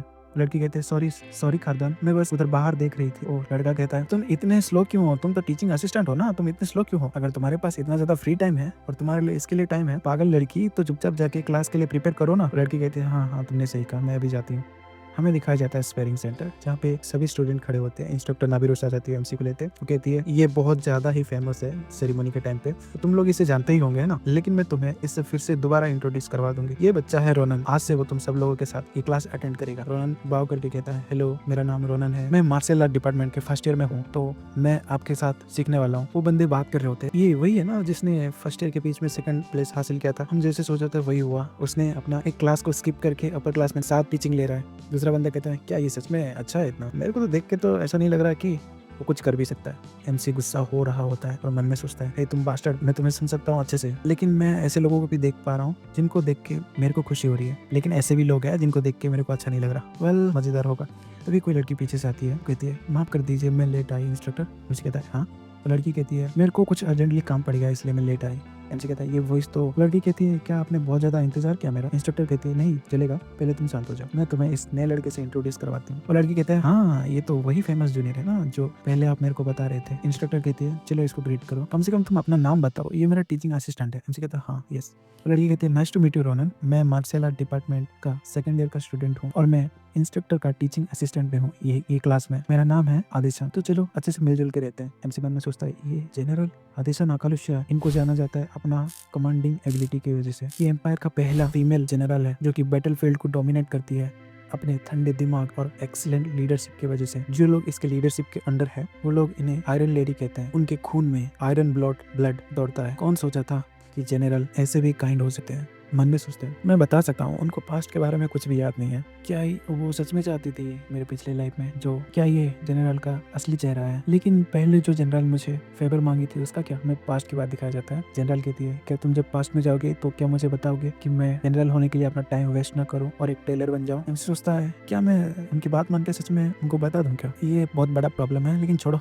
तभी कोई लड़का आदिशान कहता है हे आदिशान इधर आओ, मुझे देखो मेरा पोज सही है कि नहीं। आदिशान कहता है हाँ मैं जल्दी आती हूँ। तभी कोई दूसरा बुलाता है मिस टीचिंग असिस्टेंट, ये बहुत ज्यादा गंदा बात मार रहा है, क्या हमारे पास दूसरा कोई हैंकरचीफ है क्या? हाँ सॉरी मैं तुम्हें अभी जल्दी दूसरा लेके देती हूँ। उनसे नर्वस होकर देखता है ये इतना बिजी क्यों है। हमें देखा जाता है कि 2 बंदे लड़ रहे होते हैं, उनको जाकर रोक रही होती है, किसी का पोज देख रही होती है, किसी से बात कर रही होती है, किसी को हैंकर दे रही होती है। आदिशान बहुत ज्यादा बिजी होती है। एमसी सोचता है ये तो नौकरों वाली काम कर रही है, क्या टीचिंग असिस्टेंट को ये सब करना चाहिए क्या? तभी कोई लड़का पीछे आता है, कहता है हे फ्रेशमैन मैं तब से देख रहा हूँ तुम बोर्ड दिखाई दे रहे हो, अगर ये सही है तो मेरे साथ एक स्पेयर करना चाहोगे क्या? एमसी कहते क्या सडनली एक स्पेयर? तुम कौन हो भाई? कहता क्या ये ज्यादा सडन हो गया क्या? अच्छा सॉरी मैं तुम्हें अपना इंट्रोड्यूस नहीं दिया था। मेरा नाम है खरदान ओवन, मैं थर्ड ईयर का स्टूडेंट। मैंने बहुत ज्यादा कहानी सुना कि तुम सेरेमनी में बहुत ज्यादा अमेजिंग परफॉर्म किया। अगर ये रूमर्स ट्रू है तो मैं ये स्पार करके कुछ सीखना चाहूंगा। एमसी कहता हाँ लेकिन मुझे कुछ काम है अभी, क्या हम बाद में कर सकते हैं क्या? लड़का कहता है हाँ सही कहा, मैं भी ना पागल हूँ, मैं तो अपना स्वर्ड लाना भूल ही गया जबकि मैं तुम्हें स्पार के लिए बुला रहा हूँ। तभी वो गुस्से से चिल्ला के कहता है ओए तुम पागल लड़की, तुम मेरा प्रैक्टिस पेयर जल्दी लेके आओ इधर। आदिशान कहते ठीक है खरदान, अभी लेके आते हूँ। एमसी कहते क्या पागल लड़की, इस कमीने की हिम्मत कैसे हुआ उसे पागल लड़की बोलने की? आदिशन उस लड़के को उसका स्पेयर लेके दे देती है। लड़का कहता है हाँ ये क्या है, तुम पागल, तुम लॉन्ग स्पेयर क्यों लेके आए? क्या तुम भूल गए क्या, मैं बहुत टाइम से शॉर्ट स्पेयर यूज कर रहा हूँ, मैं कब से इसको चेंज कर दिया, तुमको अकल नहीं है क्या? आदिशन कहते हैं अच्छा सॉरी सॉरी सॉरी, तुम लास्ट क्लास में लॉन्ग स्पेयर यूज कर रहे थे ना, इसलिए मुझे लगा, इसलिए मैं ले आया, सॉरी सॉरी माफ कर दो मुझे। वो लड़का गुस्से में कहता है तुम्हें देखो, तुम्हारी हिम्मत कैसे हुई, तुम मुझसे बहस कर रहे हो, तुम कैसे कचरे टीचिंग असिस्टेंट हो, क्या तुम्हें इतना भी नहीं पता है क्या? और वो आदिशन के सर में उस पेयर से मारता है। आदिशन कहते हैं आउच दुख रहा है। लड़का कहता है तुम तो क्लास अटेंड करने के लिए भी क्वालिफाई नहीं हो, क्या तुम टीचर से विनती करके इधर आए हो क्या? अगर तुम उनको भीख मांग के इधर आए हो तो तुमको यहाँ का नौकर वाला काम अच्छे से तो कर लेना चाहिए ना, क्या तुमको इतना भी शर्म नहीं आता है क्या? आदिशान कहती है सॉरी खरदान, मैं आगे से ध्यान रखूंगी। तभी एमसी बीच में जाके उसका स्पेयर पकड़ लेता है और लड़का कहता है क्या गलत है तुम्हारे साथ, तुम बीच में क्यों आ रहे हो, चलो लड़ते हैं सुनबे। लड़का कहता है अभी तुमने क्या कहा, अगर हम अभी नहीं लड़े तो मुझे पता नहीं मैं क्या करूंगा। वो लड़का कहता है क्या, ये तुम क्या बकवास कर रहे हो? एमसी कहता है तुम समझ क्यों नहीं रहे हो, तुम्हें समझ नहीं आ रहा है क्या, चलो लड़ते हैं, तुम पागल कमीने। वो लड़का कहता है ये थोड़ा शॉकिंग है, क्या मेरे को सही से सुनाई दिया क्या मेरा कान तो खराब नहीं हो गया ना? तुमको क्या पसंद नहीं आया? मुझे ये मत बोलो कि तुम उस लूजर के लिए ये सब कर रहे हो, क्या तुम उसे जानते भी हो क्या, या तुम सब लोग बस तुच्छ कॉमनर्स हो, क्या तुम दोनों जुड़वे हो क्या जो मुझे नहीं पता? एमसी कहता है तुम अपना मुंह बंद करो और जल्दी स्पेयर करने के लिए तैयार हो जाओ, अगर तुम मरना नहीं चाहते तो। एमसी उसे अपने स्वार्ड से अटैक कर देता है और लड़का अपने स्पेयर से उसको रोकता है। और लड़का कहता है ये क्या है, इसके पास इतना ज्यादा पावर कैसे हो सकता है, ये तो अपना माना भी यूज नहीं कर रहा। और वो लड़का पीछे खिसकते हुए हो जाता है। एमसी का स्वॉर्ड थोड़ा सा क्रैक हो गया होता है और कहता है हे तुम कमीने, तुम कह रहे थे ना कि तुम लॉन्ग स्पेयर यूज करना नहीं चाहते, शॉर्ट स्पेयर चाहिए, तो मैंने इसे 2 टुकड़े कर दिए और छोटा बना दिया, क्या तुम्हें ये पसंद आया? वो लड़का बहुत ज्यादा गुस्सा हो जाता है, कहता है तुम्हारा हिम्मत कैसे हुआ कमीने, क्या तुम्हें अपना औकात पता नहीं है क्या? और वो अपना स्पेयर लेके एमसी की तरफ अटैक करने के लिए आगे बढ़ता है। वो लड़का कहता है तुम्हें लगता है ये सब करने के बाद तुम सही से रह पाओगे? एमसी के मुंह के पास उसका स्पेयर आ गया होता है। एमसी अपना तलवार निकाल के उस स्पेयर का टुकड़े टुकड़े कर देता है और कहता है हाँ मैं सही रहूंगा। वो लड़का एकदम शॉक हो जाता है। एमसी कहता है तो बस तुम अपना फिक्र करो। एमसी उस लड़के पे अटैक कर देता है और उसके मुंह पे मारता है, उसके कमर में मारता है और कोहनी से उसके गर्दन के नीचे मारता है, बहुत ज्यादा पिटाई करता है। वो लड़का नीचे गिर जाता है। एमसी कहता है शुक्र मनाओ कि हम लोग एकेडमी में हैं, अगर ये बाहर हुआ होता तो अभी तक तुम जिंदा नहीं रहते। सभी लोग देख के शौक हो रहे होते हैं, कहते हैं क्या कार्डन हार गया, वो तो थर्ड ईयर में भी हाई रैंक का है। एमसी कहता है हे वो तो खत्म हो गया, अब अगला कौन है? हे तुम मैनरलेस कमीने,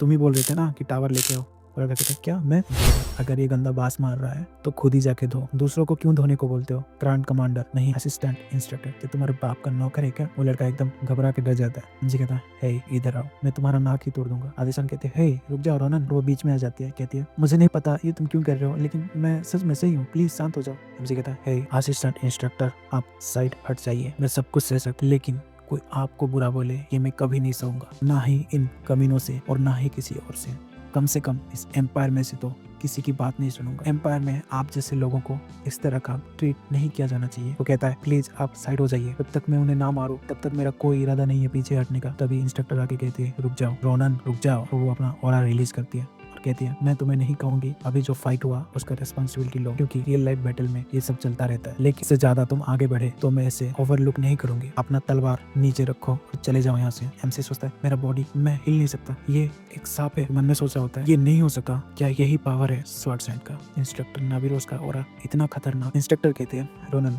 अभी तुम जो करने वाले हो इसे स्पार्क नहीं कहा जाएगा, मैं इस क्लास का रेस्पॉन्सिबल पर्सन हूँ और मैं ये होने नहीं दे सकता। एमसी कहता है तो आपको पता होना चाहिए आपकी असिस्टेंट किस प्रॉब्लम से गुजर रही है, आप अभी तक बस शांत खड़े रहे और देखते रहे, आपको सब पता था लेकिन आपने कुछ नहीं किया। स्वॉर्ड सैंड कहती है ये मेरे और मेरे असिस्टेंट के बीच में है, इसमें तुम्हारा कोई इन्वॉल्व नहीं है, तो ये मेरा लास्ट वार्निंग है रोनन रुक जाओ। एमसी कहता है मुझे फर्क नहीं पड़ता आप स्वॉर्ड सैंड है या क्या है, मेरा आंसर सेम रहेगा, मेरा आंसर कभी नहीं बदलेगा, तो आप दफा हो जाओ यहाँ से। स्वॉर्ड सैंड कहती है तो कुछ नहीं किया जा सकता तुम्हारा। हमें दिखा जाता है वो अपना स्नेक को एमसी की तरफ आगे बढ़ाती है, इसका नाम होता है द ग्रीविंग स्नेक। हमें सीन दिखाया जाता है एमसी अनकॉन्शियस हो जाता है। एमसी मन में सोच रहा होता है ग्रैंड कमांडर मैंने आपसे पहले भी, आपने ग्रैंड कमांडर की पोजीशन क्यों लिया जबकि सबने इसे मना कर दिया था? ग्रैंड कमांडर कहती है एक दिन तुम समझ जाओगे रोनन, ऐसा चीज है है जिसे कि तुम लोगों को फोर्स नहीं कर सकते। यही तुम्हारा भाग्य है, आपने यही कहा था। आप तभी क्या सोच रही थी? क्या आप अपने कंधे पे इतना सारा बोझ लेके चल रही थी? ग्रांड कमांडर कहती है, soldier Ronan, I am sincerely sorry, मैं तुम्हें ये बर्डन दे रही हूँ, प्लीज मुझे माफ मत करना। एमसी चिल्ला के उठ जाते, नहीं ग्रांड कमांडर। तभी वो उठ के बैठ जाते हैं। तभी साइड से कोई कहता है, रोनन क्या हुआ? क्या तुमने कोई बुरा सपना देखा क्या? एमसी मन में सोचता है, ग्रांड कमांडर, पिछले वीडियो में हम देखे थे स्वॉर्ड इंस्ट्रक्टर की ओर से एमसी बेहोश हो जाता है, और जब उसे होश आता है तो उसके सामने जनरल आदिशन होती है। तो एमसी उठ के उन्हें जनरल बोलता है। तो वीडियो वही से शुरू होता है। आदिशन पूछते है, जनरल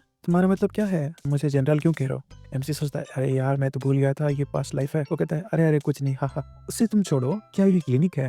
आदिशन कहती है, हाँ तुमने सही कहा, इंस्ट्रक्टर ने मुझे बोला कि तुम्हें यहाँ पे लेके आऊँ, और आज जो तुमने गलत बिहेवियर किया मैं उसको सही करूँ, सप्लीमेंट्री क्लास लेके। उन्होंने यही ऐड किया है। एमसी कहता है, अरे यार क्या फंस गया मैं, क्या मैं वापस बेहोश हो जाऊँ क्या? आदिशन कहती है, बाय द वे रोनन, तुम पहले मेरे लिए इतना गुस्सा क्यों हो गए? अरे नहीं, ये बस इसलिए है कि मैं मिनट्स को बहुत ही ज्यादा वैल्यू करता हूँ, और मैं एक जेंटलमैन हूँ यार। आदिशन कहती है, अरे तुम्हें तो झूठ बोलना भी नहीं आता, तुम तो झूठ बोल रहे हो अभी कि बस खारदा नहीं है, लेकिन बाकी लोग भी मुझे बहुत ही ज्यादा हेट करते हैं। ये इसलिए है कि मैं उनकी फीलिंग्स को समझ नहीं सकता। एमसी कहता है, क्या मेरा मतलब है आप ऐसा कैसे कह सकते हो? वैसे भी आप टीचिंग असिस्टेंट के तौर पे बहुत ही ज्यादा हार्ड वर्क करते हो। वैसे मुझे पूछना है, तुम टीचिंग असिस्टेंट क्यों बनी? वो लड़की कहते, क्या? एमसी कहता है, क्या ये थोड़ा वियर्ड नहीं है क्या? उन्होंने एक स्टूडेंट को ये कैसे बना दिया? क्या इसलिए कि हम यंग हैं और लड़ाई के बीच में फंस गए? लेकिन हम ये फैक्ट को इग्नोर नहीं कर सकते कि वो एक इंस्ट्रक्टर होके भी सारा कुछ देख के भी कुछ नहीं करती। उनको पता है सारा चीज जो हो रहा है। कि तुम्हें गुस्सा नहीं आता? आदिशन कहती है, अगर तुम पूछ रहे हो तो मैं बता दूं, तुम प्लीज इसे गलत मत समझना। इंस्ट्रक्टर इसलिए वैसा बिहेवियर कर रही है क्योंकि मैंने ही उन्हें बोला था ये करने को।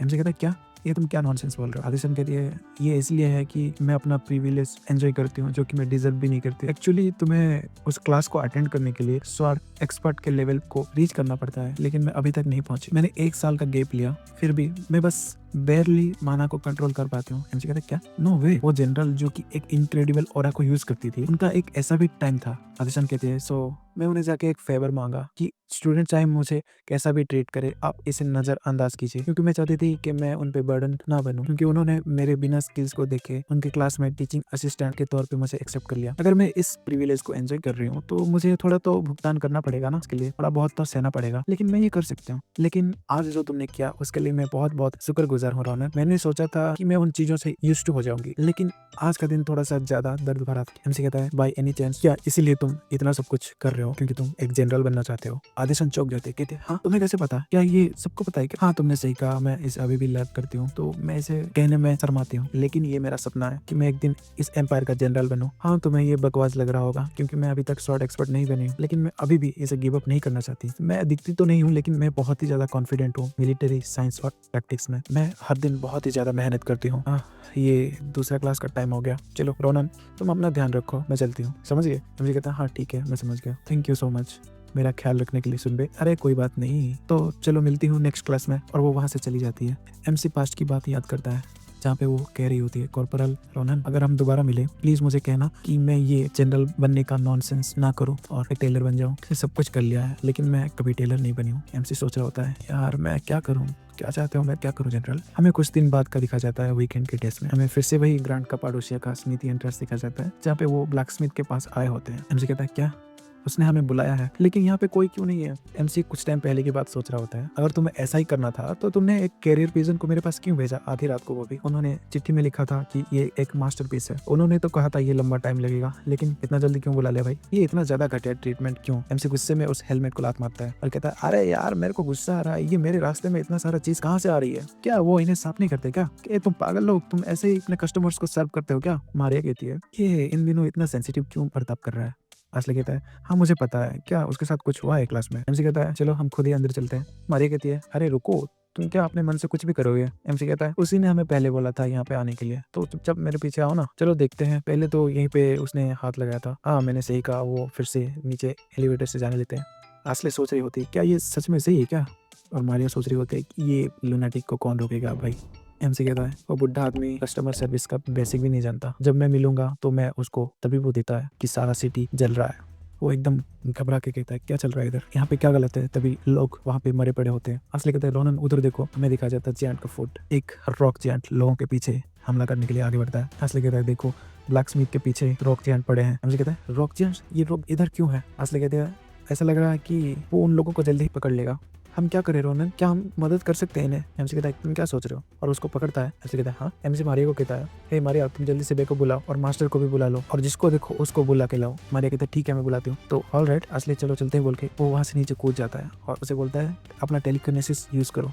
वो अपना टेलीकिनेसिस यूज करके नीचे लैंड करता है। तो ब्लैकस्मिथ कहते हैं नहीं क्या ये हमारा अंत है? तभी रोनन एक झटके में स्पीड से आके उसको बीच से काट देता है और कहता है हाँ मैं सही समय पे आ गया। वो लोग रोनन को देख के शौक हो रहे होते हैं। एमसी कहता है आजकल मेरे दिमाग में बहुत कुछ चल रहा है तो मेरा सर थोड़ा सा भारी लग रहा है। तुम लोग एक बुरे दिन को चूज किए यहाँ पे आने के लिए। तुम स्टूपिड स्टोन्स वो स्टोन जिएंट एमसी के ऊपर हमला करने के लिए आगे बढ़ता है। उसका अटैक एमसी पे लगने ही वाला होता है। एमसी वहां से एक झटके में उसके ऊपर हमला करता है, उसके सर को धड़ से अलग कर देता है और उसके इम्पैक्ट से चारों तरफ धूल उड़ रहे होते हैं। ब्लैकस्मिथ देखते हैं ये बच्चा ये डोरन का गेस्ट है ना जो उस दिन आया था, इतना यंग लड़का, उसने तो एक अटैक में रॉक जायंट को खत्म कर दिया। आजोसिस आखिर इस दुनिया में चल क्या रहा है? एमसी एक कूल सा पोज दे रहा होता है रॉक जायंट पे खड़ा होकर, वो एकदम बैडएस लग रहा होता है। एमसी कहता है प्लीज मुझे जल्दी से एक्सप्लेन करो यहाँ पे क्या चल रहा है। वो उन लोगों की बातें सुनता है और कहता है क्या ये सच है? डजन्स ऑफ रॉक जायंट्स यहाँ पे सडनली आने लगे। वो ब्लैकस्मिथ कहता है हाँ ये सच है, हमें भी नहीं पता ये कैसा है।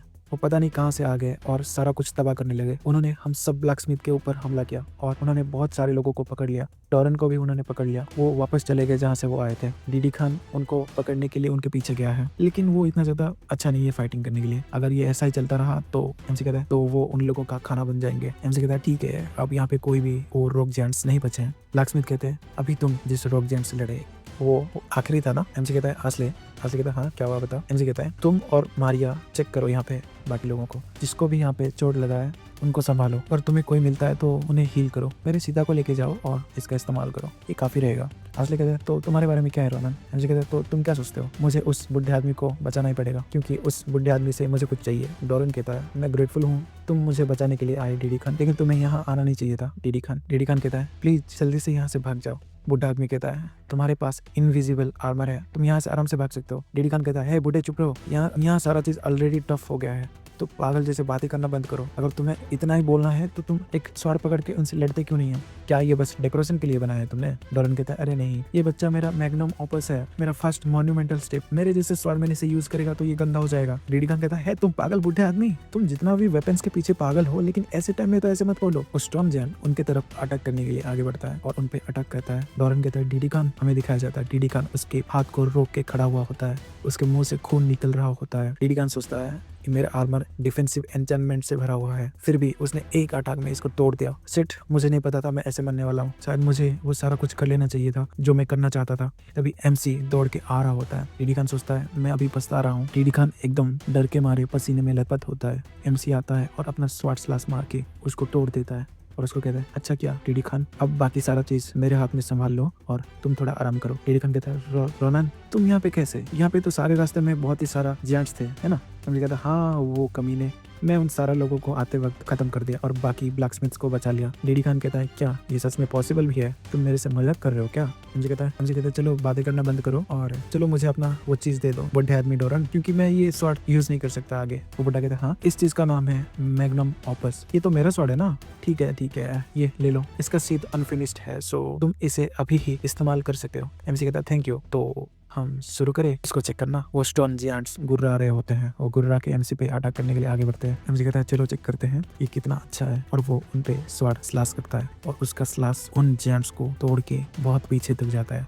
उसमें से बहुत ही ज्यादा पावर रिलीज होता है। एमसी चौंक जाता है और साथ में डीडी खान भी चौंका हुआ होता है और डॉरन एक्साइटमेंट में भरे हुए होता है। एमसी कहता है what the hell is this? Doran कहता है रोनन तुम क्या सोच रहे हो? क्या तुम्हें ला मांचा पसंद आया? एमसी कहता है क्या ला मांचा? इस स्वॉर्ड का नाम ला मांचा है क्या? बुढ़ा आदमी कहता है हाँ ये मेरा प्यारा स्टार गेजेट से मैंने ये नाम लिया है, क्या ये ग्रेट नहीं है? वो उसके मुंह से लाल टपका रहा होता है। वो कहता है ये बहुत ही ज्यादा लाइट है तो तुम इसका वेट फील नहीं कर पाओगे, और ये बहुत ही ज्यादा हार्ड है कि मिथरियल की मटेरियल से बना है तो ये हर तरह का स्वॉर्डमैनशिप हैंडल कर सकता है, और उसके ऊपर मैंने बहुत ही सारा एन्चेंटमेंट इसमें किया है। लेकिन जब ये खून को ऑब्जर्व करेगा इसका एक यूनिक रेट है कि ये खुद को रीजनरेट करेगा। एमसी सोचता है क्या ये इसलिए है क्योंकि ये सीता के सेल से बना हुआ है? वो बुढ़े आदमी को कहता है तुम तो बहुत ही ज्यादा एक्सीलेंट हो, मेरे सोच से भी ज्यादा तुम एक्सीलेंट हो बुढ़े आदमी। बुढ़े आदमी कहता है चलो अच्छा हुआ तुमको ये पसंद आया। हाँ। डीडी खान सोच रहा होता है आई मीन क्या ये सही टाइम है इस बारे में बात करने का? वो कहता है चलो यहाँ से जल्दी बाहर चलते हैं, हम यहाँ के एंड की तरफ हैं तो मुझे नहीं लगता कि ज्यादा लोग बचे होंगे। एमसी कहता है अच्छा ऐसा है तो सही समय पे बुढ़ा आदमी तुम यहाँ से निकल जाओ जल्दी, मुझे कुछ चेक करना है यहाँ पे। वो कहते हैं क्या तुम्हें कुछ चेक करना है? एमसी कहता है हाँ ये ज्यादा कुछ नहीं है, लेकिन मैं सोच रहा हूँ कि यहाँ पे कुछ चूहे छुपे हुए पड़े हैं। और हम देखते हैं मसाले जले हुए होते हैं और वही एपिसोड 16 में दिखाए गए हुडी वाले बंदे वहाँ पे होते हैं। एमसी कहता है हाँ यहाँ पे तो बड़ा चूहा छुपा हुआ है। तो एक नए वीडियो में आपका स्वागत है। वीडियो की शुरुआत में हम देखते हैं डीडी कहता है क्या जो है तुम्हारा मतलब क्या है उससे? एमसी कहता है बस ये ऐसा कुछ है जो कि मुझे परेशान कर रहा है। मैं रॉक जेम्स के हैबिट से बहुत ही ज्यादा फेमिलियर हूँ। ये लोग ग्रुप्स में नहीं घूमते, ये तब तक शांत रहते हैं जब तक तुम इन्हें छेड़ो ना। और मैंने कभी नहीं देखा कि इन रॉक जेम्स के ऊपर ऐसा कुछ टैटू किया गया है। क्या ये मैजिक सर्कल है? एमसी कहता है क्या आपने इसे पहचाना, ये किस तरह का मैजिक सर्कल है? डॉरेन कहता है मुझे नहीं पता, मैं श्योर नहीं हूँ तो मैं बता नहीं सकता ये क्या है, लेकिन यहाँ पे माना रिवर्बरेशन है, ये बहुत ही ज्यादा बड़ा है। डेफिनेटली ये जेंट्स इसीलिए इतना ज्यादा वायलेंट हो गए थे। कौन इस दुनिया में ऐसा कर सकता है? एमसी कहता है मेरे पास कोई आइडिया नहीं है। वेल इसके बारे में अगर हम अंदर जाएंगे तो हमें पता चलेगा। हमें उस गुफा का सीन दिखा जाता है। एमसी दौड़ के अंदर जा रहा होता है और मन में सोचता है मैं इस बारे में सोच रहा था, लेकिन मैं अभी अंदर जाऊंगा। इन रॉक जेंट्स के फुटप्रिंट के साथ साथ मैंने कुछ ह्यूमंस के फुटप्रिंट भी देखे और उसके ऊपर माना सेंसिंग स्टोन भी है निगरानी करने के लिए। उन्होंने अच्छा प्लान किया है। एमसी साइड में देता है, कहता है मुझे तो कोई वॉइस सुनाई दे रहा है और वो चुप के उनको सुनने लगता है और मन में सोचता है वो अब पता चलेगा ये लोग कौन है। वो दिखता है क्या होता है इस डार्क में दिखाया जाता है वो फूडी वाले लोग उस बड़ा सा स्टेचू के सामने खड़े होते हैं। एमसी मन में सोचता है अच्छा तो यही लोग है इस सब बर्बादी के पीछे, लेकिन उस आगे क्या है? मैंने अभी जिस जान से लड़ा इसके सामने तो वो लोग बच्चे ले गएंगे। लग रहा है कि ये सील किया गया है, लेकिन जब वो चीज आजाद होगा तभी उस हुडी वाले लोग में से कोई कहता है क्या तुम्हें लगता है कि यहाँ पे कोई इंट्रूडर है? साइड वाला बंदा कहता है क्या तुम श्योर हो? वो बंदा कहता है हाँ मैं देख रहा हूँ कि हमने जेंट्स पे जो ब्रेन वॉश किया था वो धीरे धीरे कटअप होता जा रहा है। ये तभी हो सकता है जब कोई इसे काट रहा हो। उसका बाजू वाला लड़का कहता है एम्पायर के कमी नहीं इतनी जल्दी आ गए। लड़का कहता है तुम क्या कर रहे हो? तुमने कहा कि यहाँ पे ज्यादा पत्थर नहीं बचे हैं और हम इस चीज को कंट्रोल नहीं कर पाएंगे। अगर ये ऐसा ही है तो क्या हम उन्हें मार डाले? उसमें से वो लड़की कहती है रेडियन इसे भूल जाओ, हमने बड़े बड़े फैसिलिटी को तबाह कर दिया है तो एम्पायर का वेपन मैन्युफैक्चरिंग टेक्नोलॉजी बहुत ही ज्यादा धीमी हो जाएगी और उसके ऊपर अगर हमारा आइडेंटिटी रिवील्ड हो गया तो वो आदमी चुप नहीं रहेगा, तो हमें पीछे हट जाना चाहिए। वो लड़का कहता है कुछ भी हो सिरिलिया, तुम बहुत ही ज्यादा सोच रहे हो है ना, तो मेरे पास कोई चारा नहीं है, लेकिन दुर्भाग्य से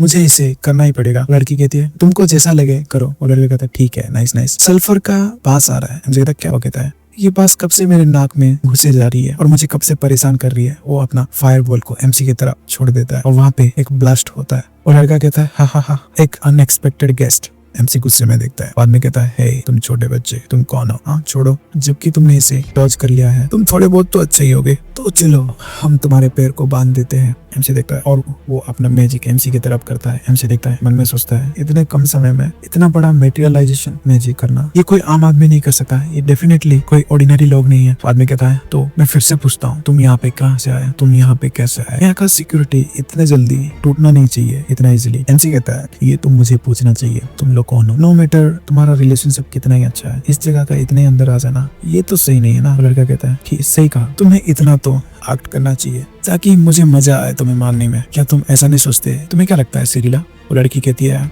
हम टाइम वेस्ट कर रहे हैं एडवन। एडवन कहता है एडवांस में एंटरटेनमेंट का मजा लिया जाए सिरिलिया, यहाँ पे ज्यादा समय नहीं बचा है ना। जिस दिन ये एम्पायर स्टारलाइट के हाथों गाड़ दिया जाएगा और खत्म हो जाएगा। एमसी कहता है तुमने क्या कहा? तुम लोग की बात कर रहे हो, क्या मतलब पता है तुम्हें? तुम कमीने चूहे। वो लड़का कहता है क्या ये एटमॉस्फेयर सडनली चेंज हो गया? एमसी कहता है तुम दोनों को मेरे साथ चलना पड़ेगा, ऐसा लग रहा है मेरे पास तुम्हारे लिए बहुत ही ज्यादा क्वेश्चंस है। वो लड़का कहता है क्या ये बच्चा अपना दिमाग खो गया है क्या? ये पागल हो गया क्या तुम हमें पकड़ सकते हो बच्चे? बच्चे क्या तुम्हें लगता है ये पॉसिबल है? एमजी कहता है हाँ, और वो फटाक से जाता है और उसका हाथ को वहीं पे काट देता है। वो लड़का कहता है अरे ये। एमसी एक डरावना लुक दे रहा होता है और गुस्से से कहता है तो चुपचाप यहाँ पे लेट जाओ। और एमसी उस आदमी को बीच से काट दिया होता है। वो अपना हाथ को देखता है, उसके साथ आई हुई लड़की एकदम घबरा जाती है। वो कहती है एडवन रिएक्ट भी नहीं कर पाया। एमसी तभी अपना हाथ बढ़ा के उस लड़की को गले में पकड़ लेता है और कहता है मिस अगर मरना नहीं है तो चुपचाप मेरी बात मानो और मैं जो पूछूं बताओ, अगर इसका जवाब नहीं दिया तुम्हारा भी हाल इस तरह का होगा। तभी वो लड़की गुस्सा हो जाती है और अपना माना शील्ड को एक्टिवेट करती है। उससे एमसी थोड़ा पीछे खिसकता है और कहता है अच्छा तो तुम हार नहीं मानना चाहती, एक शील्ड ये थोड़ा स्ट्रॉन्ग है। ऐसे बोल के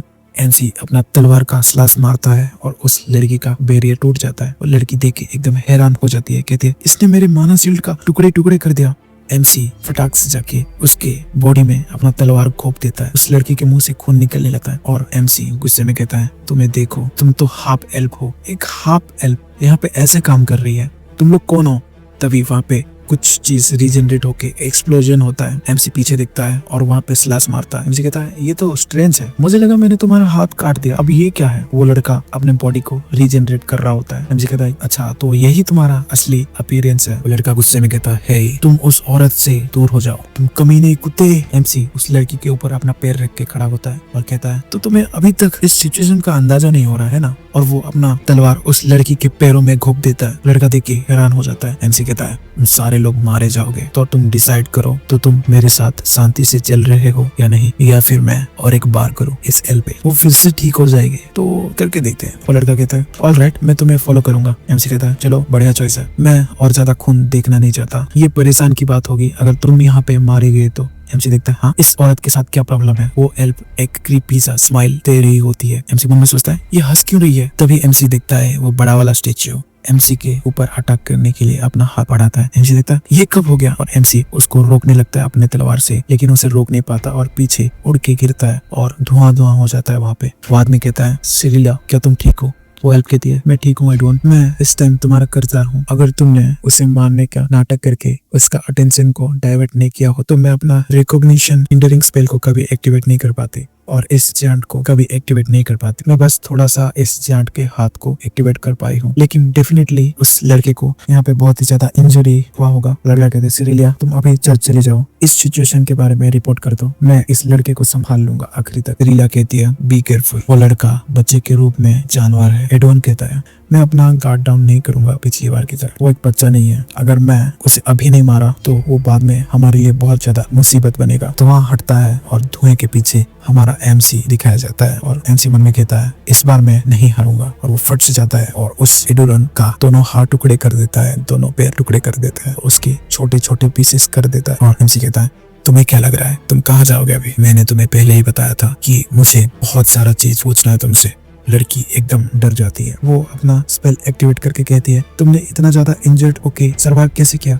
एमसी कहता है मैं कभी भी तुम लोगों को छोड़ूंगा नहीं। तभी एमसी को कुछ रियलाइज होता है और वो अपने घुटने में आ जाता है। एमसी कहता है सिट, मेरी बॉडी तो मेरी बात नहीं मान रही। वो लड़की कहती है इस तरह का सिचुएशन कैसे हो गया? ये तो बहुत ही ज्यादा दुख की बात है, मेरे पास कोई रास्ता नहीं है जीतने का, लेकिन इस खबर को पहुंचाना मेरा सबसे ज्यादा टॉप प्रायोरिटी है। वो लड़की कहती है अपने आप को प्रिपेयर कर लो, मैं तुम्हारे बारे में सब कुछ पता लगाऊंगी और सब कुछ तुमसे छीन लूंगी, तुम्हारा फैमिली, तुम्हारा लवर्स और तुम्हारे दोस्त, उन सबका जान ले लूंगी। एमसी एकदम रेज मोड में आ जाता है, कहता है नहीं, मैंने एक छोटा सा सुराग ढूंढा है, मैं उसे ऐसे जाने नहीं दे सकता, अगर ऐसा हुआ तो सब कुछ पिछली बार की तरह हो जाएगा। एमसी कहता है रुको, रुक जाओ, मैंने कहा रुक जाओ। तभी कोई कहता है दैट्स राइट, और वो अपना ऑरा रिलीज करती है और कहती है रुक जाओ, मुझे भी बहुत कुछ पूछना है। एमसी पीछे देता है मुझे भी बहुत कुछ पूछना है, मैं कुछ कंफर्म करना चाहूंगी, क्या ये तुम ही हो जिसने मेरे स्टूडेंट को परेशान करने के लिए हिम्मत किया? वीडियो की स्टार्टिंग में हम देखते हैं इंस्ट्रक्टर कहती है मैंने इस बारे में अच्छे से सुना कि यहाँ पे कुछ बड़ा हादसा हुआ है। एमसी पीछे देखता है और कहता है वाओ क्या इनक्रेडिबल टाइम है आपकी। इंस्ट्रक्टर नाविरोस कहती है मैंने सोचा नहीं था मैं तुम्हें यहाँ पे मिलूंगी, ये बढ़िया है मैं तुम्हें यहाँ पे मिल रही हूँ, है ना? तुम्हारी बातें सुन के लग रहा है तुम अभी भी जिंदा हो। तो गुस्से में देखती है और अपना ऑरा रिलीज करती है और कहती है तो हम पहले इस काम को निपटा ले। वो एल्प सोचती है क्या एक स्नेक लाइक ओरा, ये तो मेरी एंटायर बॉडी को पैरालाइज कर रही है, मुझे ये मत बताओ कि ये वो है, लेकिन वो क्यों है यहाँ पे? नहीं, मुझे जैसे भी वो भागना पड़ेगा यहाँ से। तभी इंस्ट्रक्टर उस एल्प के थोबड़े को पकड़ लेती है और कहती है तुमने कुछ ऐसा किया है जो तुम्हें कभी करना नहीं चाहिए था, लेकिन जो बात मुझे सबसे ज्यादा गुस्सा दिला रही है वो ये है कि तुमने मेरे डिसाइपल को हर्ट किया। वो लड़की देखती क्या? इंस्ट्रक्टर कहती है तो चलो तुम अपना फ्यूचर देखो अपने खुद की आंखों से, मैं तुम्हें दिखाऊंगी तुम्हारा खुद का फ्यूचर तुम्हारी आंखों में। और वो अपना स्नेक के मुंह को खोल देती है। वो लड़की देख के एकदम डर जाती है, कहती है माफ कर दो, मुझे माफ कर दो, वो सितारे, और वो नीचे गिर जाती है। इंस्ट्रक्टर एमसी को कहती है रोनन तुमने बहुत अच्छा किया, तुम अपना चोट का इलाज करने के बाद हम बाद में जाके प्रिंसिपल को इसको रिपोर्ट कर देंगे। एमसी कहता है इंस्ट्रक्टर आप जिस फ्यूचर के बारे में थोड़ी देर पहले बोली, बाय एनी चांस आप रोडोलन प्रिजन के बारे में बात कर रही थी क्या? इंस्ट्रक्टर कहते हैं हाँ मैं इसी बारे में बात कर रही थी, लेकिन तुम उसके बारे में कैसे जानते हो और तुम ये पूछ क्यों रहे हो? एमसी मन में कहता है हाँ मैंने जैसा सोचा था। फोर्ट्रेस ऑफ स्क्रीम्स रोडोलन हमें दिखाया जाता है। एक प्रिजन होता है जो कि बीच समुंदर में तैरता रहता है, जहाँ पे एम्पायर के अगेंस्ट जो रेबेल किए होते हैं उन क्रिमिनल को वहाँ पे रखा जाता है और उनको वहाँ पे पूछताछ किया जाता है बहुत ही ज्यादा बुरे तरीके से। वो सच्चाई जानने के लिए और कन्फेशन कराने के लिए किसी भी हद तक जा सकते हैं। तो इंस्ट्रक्टर प्लीज मुझे उसके पूछताछ में लेके जाइए। इंस्ट्रक्टर कहते क्या? तुम किस बारे में बात कर रहे हो? वो ऐसा जगह नहीं है जहाँ पे तुम जा सको। एमसी उनके हाथ पकड़ लेता है और कहता है बस एक बार के लिए प्लीज इंस्ट्रक्टर, ये मेरे लिए बहुत ही ज्यादा जरूरी है। इंस्ट्रक्टर कुछ नहीं कह पाती। हमें दिखाया जाता है सारे घायल हुए लोगों को हीलर हील कर रहे होते हैं। वो लोग पत्थर के सहारे बैठे हुए होते हैं और हीलर्स अपना हीलिंग मैजिक से उनको हील कर रहे होते हैं। मारिया कहती है लग रहा है कि ये सब ठीक होने वाला है ना। हासले को देखते हैं, वो एकदम थक गई होती है और सीता भी एकदम थक गई होती है। वो कहती है व्हाट ए रिलीफ यार, अब जाके सुकून मिला। रोनन नीचे गया था, अब तक तो उसे आ जाना चाहिए था, क्या कुछ गलत हुआ है क्या? तभी एमसी आता है, कहता है क्या तुमने मुझे बुलाया? मारिया हासले रोनन उनको हाथ उठा के हाई करता है और कहता है तुम तीनों ने बहुत ही अच्छा किया। मैंने सुना कि जब मारिया री-इन्फोर्समेंट ला रही थी, हासले और सीता बाकी लोगों को बचा रहे थे जो क्राफ्टमैन दब गए थे नीचे। एमसी कहता है क्या तुमको कहीं पे चोट लगा है? मारिया कहती है ये तो हमें पूछना चाहिए तुम्हें, तुम ऐसे क्यों दिख रहे हो? हासले कहता है रोनन तुमको देख के तो लग रहा है कि तुम्हें चोट लगी है, जल्दी करो और अपने आप को ट्रीट करवा लो। वो रोते हुए कह रहा होता है और उसका सीता भी मासूम वाले आंखों से उनके पास जाने के लिए आगे बढ़ती है। एमसी कहता है नहीं मैं पहले ही ट्रीटमेंट ले चुका हूँ तो मैं ठीक हूँ, तो थोड़ी देर आराम करूंगा तो और भी ज्यादा ठीक हो जाऊंगा। लेकिन अभी सबसे ज्यादा जरूरी वो पीछे देखता है, हम देखते हैं उन दोनों मिस्टीरियस बंदों को, वो लोग चैन से बांध के लेके जा रहे होते हैं। वो एमसी पीछे देखता है और कहता है मुझे कुछ चीजों का ख्याल रखना है। हमें कुछ घंटे बाद का सीन दिखाया जाता है जहाँ पे रोडोलन का कॉन्वॉय आ गया होता है। हम ग्रिंगो फॉरेस्ट का सीन देखते हैं जहाँ पे कि लोग खड़े होते हैं। एमसी और इंस्ट्रक्टर आगे खड़े होते हैं उन मिस्टीरियस बंदों के पास और कहते हैं वो लोग आगे। हम देखते हैं एक पंछी उड़ के आ रहा होता है, वो होता है रोडोलन का कॉन्वॉय। वो कौवा नीचे लैंड करता है और उसके अंदर से कोई निकलता है और कहता है हेलो मिस नाविरोस, हमने एम्पायर का कॉल सुना और आ गए इन क्रिमिनल्स को लेने के लिए। ये वही लोग है ना? नाविरोस कहते हैं हाँ। इस आदमी के पास थोड़ा सा स्ट्रेंज हीलिंग करने वाला ताकत है, तो इंटरोगेशन में इसको अपने दिमाग में रखो, ध्यान रखो। वो मास्क वाला आदमी कहता है ओह ऐसा है क्या, तो हम अच्छे से इसका ध्यान रखेंगे। बहुत दिनों के बाद कुछ इंटरेस्टिंग सा चीज आया है, देन हमें यहाँ से जाना पड़ेगा। एक बार ये इंटरोगेशन खत्म हो जाएगा तो हम आपको कॉन्टेक्ट कर लेंगे। हम उम्मीद करते हैं आप एम्पायर के लिए ऐसा ही काम करते रहेंगे। और वो उस कब्र पे बैठ के उड़ जाते हैं। एमसी और नाविरोस उनको देख रहे होते हैं। नाविरोस कहती है उनका मुंह खोलने के लिए 1 हफ्ता लग जाएगा, मैं तुम्हें बता दूंगी अगर उन्होंने मुझे बताया तो अभी के लिए तुम बस शांत रहो और यहाँ से जा सकते हो, अभी तुम इतना काफी रहेगा है ना रोनन? एमसी कहता है हाँ इंस्ट्रक्टर थैंक यू। और हमें कहीं और का सीन दिखाया जाता है और बताया जाता है उस वक्त के बाद से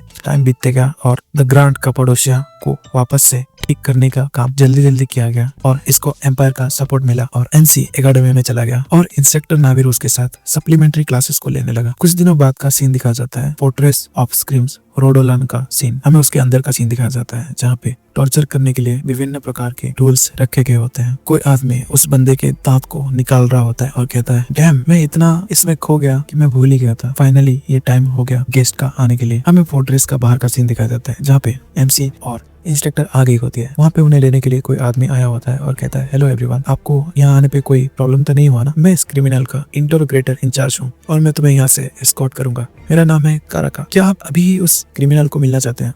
नाविरोस कहती है हाँ मैं उस इंटरोगेशन के बारे में कुछ जानना चाहूंगी। आदमी कहता है यस प्लीज मेरे पीछे आओ। एमसी कहता है ये थोड़ा अनएक्सपेक्टेड है, मुझे नहीं लगा था इतना अच्छा दिखने वाला बुढ़ा आदमी यहाँ पे इंटरोगेटर होगा। नाविरोस कहती है टू बी ऑनेस्ट मुझे भी यकीन नहीं था, सभी लोग यही कहते हैं जो इन्हें पहली बार मिलते हैं। हाउएवर डोंट जज a book by its cover, तुम्हें जल्दी इसके बारे में पता चलेगा क्यों उस आदमी को फ्रॉस्ट नाइटमेयर कहा जाता है। हमें अंदर का सीन दिखाया जाता है, वो लोग अंदर चलते जा रहे होते हैं। वो आदमी कहता है प्रिजन से ज्यादा दूर नहीं है, तो मैं तुम्हें की पॉइंट्स के बारे में बताता हूँ। पहली बात जो कि मुझे बताना चाहिए वो ये है कि मैंने जो सोचा था ये लोग वहीं से है, नेबुला ग्लासियर, इसी ऑर्गेनाइजेशन में वो लोग बिलोंग करते हैं। इंस्ट्रक्टर कहते हैं ये मेरा पहली बार है कि मैं इस तरह का कुछ नाम सुन रहा हूँ, क्या ये ऑर्गेनाइजेशन कारिबोलो जैसा है? वो आदमी कहता है यस, लेकिन वो लोग कारिबोलो से बहुत ही ज्यादा डेंजरस है क्योंकि उनके बारे में कोई भी नहीं जानता, वो अननोन है। नालंदा ग्रानरी में जो बड़ा आग लगा था, जो एक्सप्लोजन, इसके पीछे जो मैजिक इंजीनियरिंग रिसर्च इंस्टीट्यूट था, इतना बड़ा इंसिडेंट हो गया और अभी तक इसका पता नहीं चल पाया है और मैं कंफर्म कर सकता हूँ कि यही लोग उस सब के पीछे थे। एमसी कहता क्या इतना बुरा? मैंने तो अपने पास्ट लाइफ में इनके बारे में कभी नहीं सुना था। आदमी कहता है तो मुझे डिटेल में इसको रिपोर्ट करने दीजिए। एमसी कहता है हाँ इंटरोगेटर बाय एनी चांस क्या उन्होंने स्टारलाइट के बारे में कुछ कहा है और स्टार के आने वाले के बारे में कुछ कहा है? इंटरोगेटर कहता है ये मेरा पहली बार है कि मैं इस तरह का कुछ वर्ड सुन रहा हूँ। मुझे कहता है वो मैंने कुछ सुना था उन लोगों को पकड़ते हुए। वो आदमी कुछ नहीं कहता और वो अपना मास्क को पकड़ता है और कहता है ऐसा है कि ये उनके पर्पस के साथ जुड़ा हुआ होगा। एमसी कहता है तो आप जल्दी समझ गए और वो आदमी अपना मास्क पहनने लगता है। एमसी देखिए एकदम घबराने लगता है। एमसी कहता है वो क्या है? इस आदमी के आसपास का एटमॉस्फेयर सडनली चेंज हो गया है। वो आदमी कहता है हाँ मैं देख सकता हूँ, मैं समझ गया, हमारा ये पहली बार मिलना है और मैं पहली बार में ही इतना पीछे हूँ, इससे मुझे बहुत ही ज्यादा शर्मिंदगी महसूस हो रही है। लग रहा है कि मेरा दिल उन दोस्तों के पास पहुंचना बाकी है। मेरे पास कोई रास्ता नहीं है मेरा सिंसियरिटी दिखाने के अलावा। एमसी देख के हैरान हो रहा होता है। एमसी देखता है ये वही कमीने लोग हैं। हम उन लोगों को देखते हैं। एडोन को उन लोगों ने चेन्स में बांध के लटका रखा होता है और उस एल को उन लोगों ने चेयर पे बांध के रखा होता है और उसकी आंखों में पट्टी लगा के रखा होता है। एमसी कहता है ये वही कमीने हैं जो कि मैंने उस दिन देखा था। वो आदमी कहता है एडोन एक इंटरेस्टिंग लड़का है। वो अपना बॉडी को बार बार रीजनरेट कर रहा है उसका यूनिक ब्लैक मैजिक पावर की वजह से। तुम्हें पता है इस तरह का आदमी के पास कैसे जाना चाहिए? ये तुम जितना सोचते हो उससे भी ज्यादा सिंपल। तुम्हें उसको तब तक घोपना चाहिए जब तक वो खुद को रीजनरेट ना कर पाए। इसका नतीजा ये है कि मुझे पूरे दिल से इसके हाथ को तोड़ना पड़ेगा और मेरा सिंसियरिटी को दिखाना पड़ेगा आपके लिए। और वो उसके बाजू में उसको घुसा देता है। वो एडोन चिल्लाने लगता है। वो आदमी उनको दिखा के कहता है हम अब बहुत ज्यादा क्लोज आ गए। एमसी और इंस्ट्रक्टर देखते हैं और कहते हैं एटलीस्ट हमने तो यही सोचा था, लेकिन वो अब भी हमसे कुछ छुपा रहा है। कितना डिसअपॉइंटिंग है एडोन। और वो उस लड़की को बालों से पकड़ता है और कहता है क्या हम एक दूसरे से अभी तक घुल मिल नहीं पाए क्या? एडोन कहता है नहीं, मुझे जितना पता था मैंने सारा कुछ आपको बता दिया। बाद में कहता है क्या सच में? तो मैं ये पहली बार उस आदमी के मुंह से क्यों सुन रहा हूँ कि यहाँ पे कोई स्टार आने वाला है? एडोन कहता है वो तो बाद में कहता है और योर इन्फॉर्मेशन, मैं उम्मीद करता हूँ कि हमारा साइड का कन्वर्सेशन यहाँ पे एंड होगा। मिस सिरिलिया के पास तुम्हारे जैसा रीजनरेट के पावर नहीं है, सो हमें उसके बारे में ज्यादा कुछ सोचने की जरूरत नहीं है। तुम्हें ये पता ही होगा है ना, क्योंकि हम इतने दिनों से साथ में जो है। अगर ये इससे ज्यादा हो जाएगा तो शायद वो मारी जाएगी। सिरिलिया कहते हैं प्लीज मुझे मार दो, प्लीज मुझे मार दो। एमसी देखता ये कितना ब्रूटल है। मैंने ऐसा कभी नहीं देखा था। इवन मेरे मिलिट्री डेज में भी मैंने ऐसा कुछ कभी नहीं देखा था। लेकिन क्या ऐसे स्टेज में भी कुछ हाइड करना पॉसिबल भी है क्या? एडोन डर के कहता है नहीं प्लीज। एमसी मन में सोचता है लेकिन ये ऐसे क्यों छुपा है जबकि इसके बारे में, इसके आइडेंटिटी के बारे में हमें सब पता चल गया है। मैं भी ऐसा हो सकता है। वो हमें बोलने के लिए मना नहीं कर पा रहा है, लेकिन वो हमें बोल ही नहीं सकता। बाद में सुनता है क्या? इंस्ट्रक्टर भी कहते क्या वो बोल नहीं सकता? एमसी कहता वेल हाँ, ऐसा कुछ किया जाता है सोल्जर के ऊपर ताकि सीक्रेट्स को कंट्रोल में रखा जाए जब वो बैटल फील्ड में होते हैं, ताकि ये एनिमी को पता ना चल जाए। वो इन लोगों के ऊपर सीलिंग कर्स मैजिक यूज करते हैं। वो आदमी कहता है आई वंडर ऐसा ही कुछ हुआ होगा इन लोगों के साथ भी। वो आदमी कहता है माय मैं बहुत ही ज्यादा शर्मिंदा हूँ। ऐसा फील हो रहा है कि मैं एम्पायर को धोखा दे दिया। मैं इतना बड़ा चीज मिस कैसे कर सकता हूँ? आदमी कहता है प्लीज आप यहीं पे रुकिए, मुझे कुछ लेके आना है। कुछ मिनट के बाद का सीन दिखा जाता है। एनर्जी पूछता है ये क्या है, ये गंदा सा चीज क्या है?